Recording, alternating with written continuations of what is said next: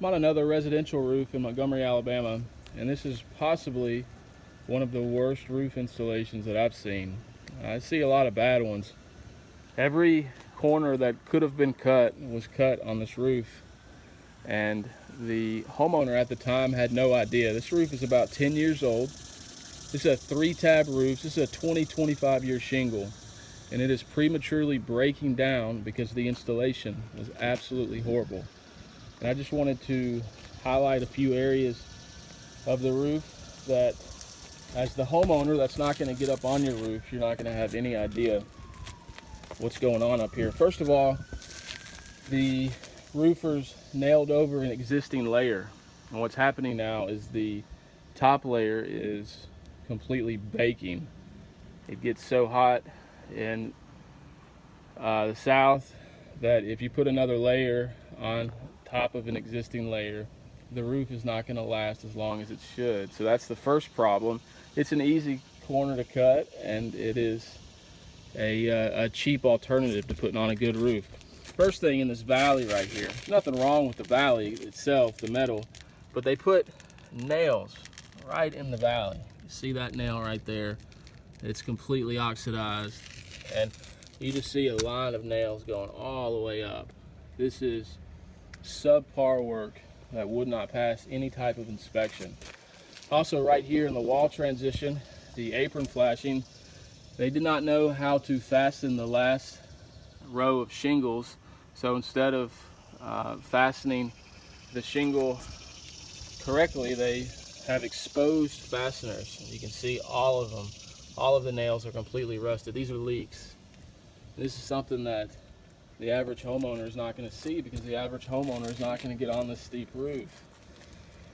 These fascia to roof transitions are not flashed at all. They just have the shingle butting right up to it, and that's another leak right there. You can see where there was some attempt at putting some roof cement, some caulking in there, but that just lasts for a season, and then it breaks down also. And the other side's the same way. Also, since the roof is so steep, these roofers put toe boards directly into the shingle, which you're not supposed to do. Once they got up to a certain height, they put toe boards right on this row, and it's kind of hard to see, but you can see nail holes right there. That goes directly into the attic space right there. They're going to put a 8-penny nail directly into a 2x4 to give them a foothold. And this whole row has nail holes. They go straight into the attic. These are multiple leaks. Very hard to correct. Very hard to correct in a surgical way, and it creates problems down the road. And the roofers don't care, because they've disconnected their phones and they are long gone to the next city. Here's another example of poor workmanship. You've got a 25-year shingle on your roof. Put a 5-year pipe collar. You can see the gasket around the pipe collar is completely deteriorated. That's because they put a cheap pipe collar up. This is something that most homeowners don't even know to ask about.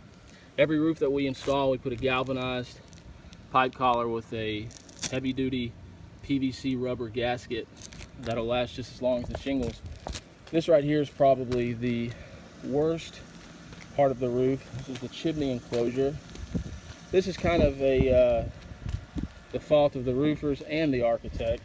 Again, architects are not roofers, and this is why right here. There's a chimney directly inside the valley, and that creates problems because water cannot get off. A valley on a roof is basically a drain, and the water cannot get out of that drain right there. It just dead ends at that valley terminus right into the chimney. Number one, it should not have been constructed that way. The architects should have moved the chimney over, but since it's there, the only thing you can do is properly flash it, and they did not do that.